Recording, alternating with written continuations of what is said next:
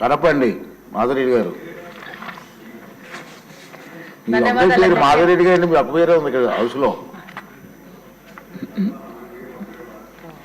ధన్యవాదాలు అధ్యక్ష.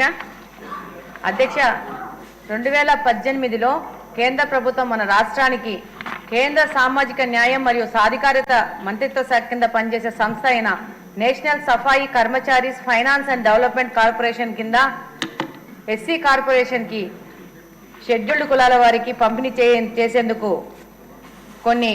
కొంత సామాగ్రి పనిముట్లను సప్లై చేయడం జరిగింది అధ్యక్ష. ఇందులో భాగంగా tractors, electronic autos, mechanised drainage cleaning machines, అలాగనే ట్రాక్టర్స్ ఇవి సప్లై చేయడం జరిగింది అధ్యక్ష. ఇవి ఆ రోజు మన రాష్ట్రానికి వస్తే అందులో భాగంగా కడప జిల్లాకు 165 electronic autos, 62 tractors, 50 mechanised drainage cleaning machines వచ్చాయి అధ్యక్ష. అందులో 90 ఆటోలు, పవర్ ఆటోలు డిస్ట్రిబ్యూట్ చేశారు అధ్యక్ష. అలాగనే mechanised drainage cleaning machines 50 distribute చేశారు అధ్యక్ష. అలాగనే ట్రాక్టర్స్ 50కి గాను 42 డిస్ట్రిబ్యూట్ చేశారు అధ్యక్ష. ఇంకా బ్యాలెన్స్ మిగిలిన సామాగ్రి మొత్తము దాదాపు 16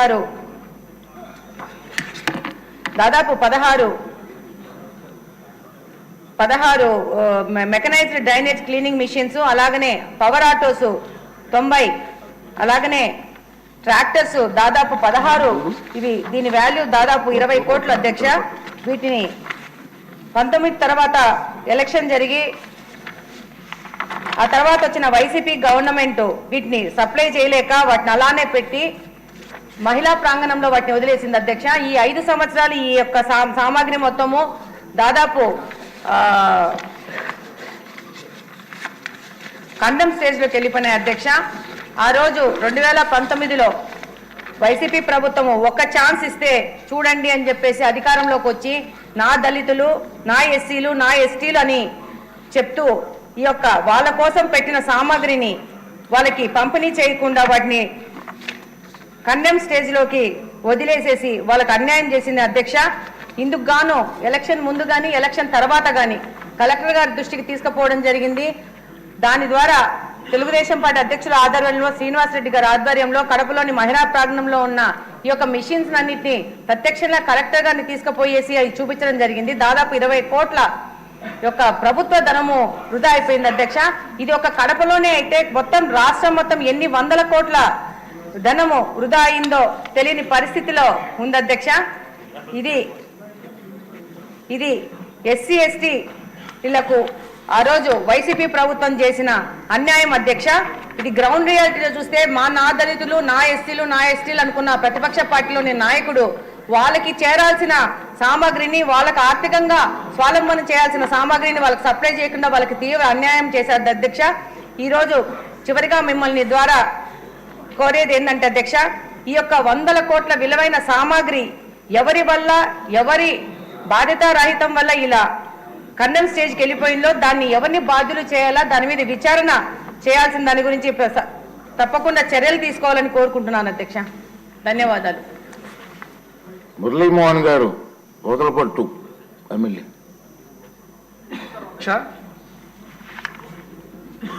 జాతీయ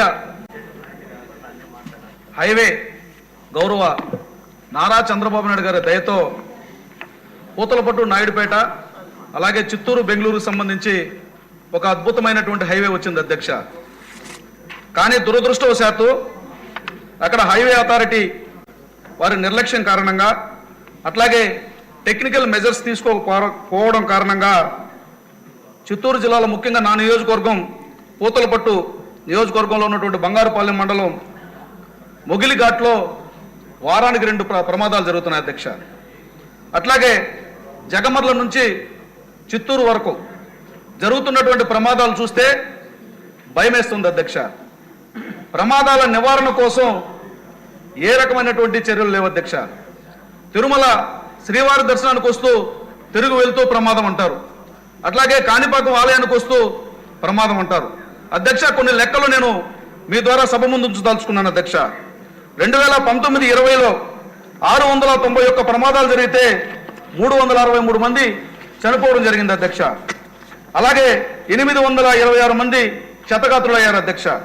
2020-21 లెక్కల ప్రకారం 659 ప్రమాదాలు జరిగితే 272 మంది మృతి చెందితే 749 మంది క్షతగాత్రులయ్యారు అధ్యక్ష. 2021-22లో 733 ప్రమాదాలు జరిగితే 320 మంది మృత్యువాత పడ్డారు, 807 మంది క్షతగాత్రులయ్యారు. 22-23లో 771 ప్రమాదాలు జరిగితే 366 మంది మృత్యువాత పడి 799 మంది క్షతగాత్రులయ్యారు. అట్లాగే జూలై 2023 లెక్కల వరకు కూడా సుమారుగా 387 మంది చనిపోవడం జరిగింది అధ్యక్ష. ఇవన్నీ ఎందుకు జరుగుతున్నాయంటే అత్యవసరమైనటువంటి వైద్యం అందుబాటులో లేకపోవడం వల్ల, అలాగే నాణ్యతా ప్రమాణాల విషయంలో కొన్ని నిర్లక్ష్యాల కారణంగా. అధ్యక్ష, టోల్ గేట్ వసూలు చేసుకోవడంలో టెన్షన్గా బాధ్యతగా ఉన్నటువంటి హైవే అథారిటీ వాళ్ళు ఈ ప్రమాదాల నివారణకి చర్యలు తీసుకోవడంలో మాత్రం కొంత అలక్ష్యం వహిస్తున్నారు అధ్యక్ష.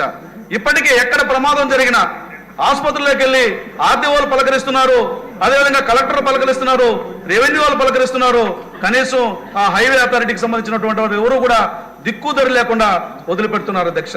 గతంలో 2014-18 సంవత్సరంలో గౌరవ నారా చంద్రబాబు నాయుడు గారి నేతృత్వంలో ఒక ట్రామా కేర్ సెంటర్ ని ఏర్పాటు చేయడం జరిగింది అధ్యక్ష. ఈ ప్రమాదాలు తగ్గించాలన్న హైవే అథారిటీ వాళ్ళు కొన్ని మెజర్స్ తీసుకోవాలి.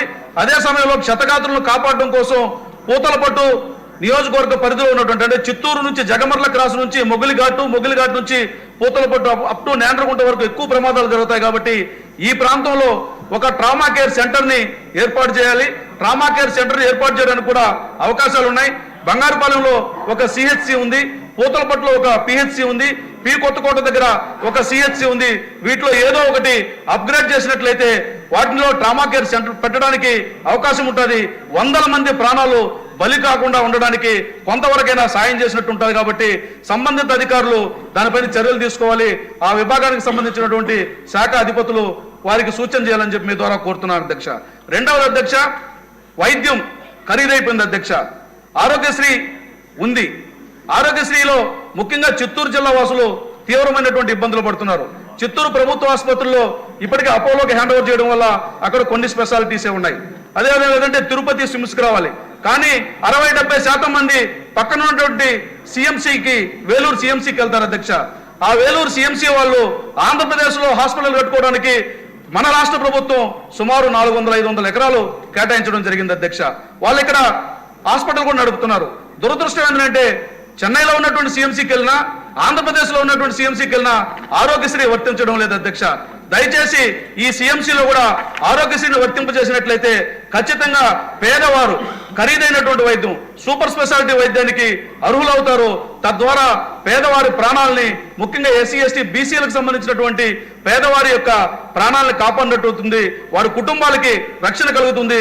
కాబట్టి మీ ద్వారా సిఎంసిలో ఆరోగ్యశ్రీని అమలు చేసే విధంగా, అదేవిధంగా పూతలపట్టు నియోజకవర్గంలో ఒక ట్రామా కేర్ సెంటర్ని ఏర్పాటు చేసి, అలాగే హైవేకి సంబంధించినటువంటి అధికారులకి సూచనలు ఇచ్చి అక్కడ యాక్సిడెంట్ కాకుండా నివారణ చర్యలు తీసుకోమని చెప్పి మీ ద్వారా అభ్యర్థన చేస్తున్నారు అధ్యక్ష. అత్తిపాటి పుల్లారావు గారు.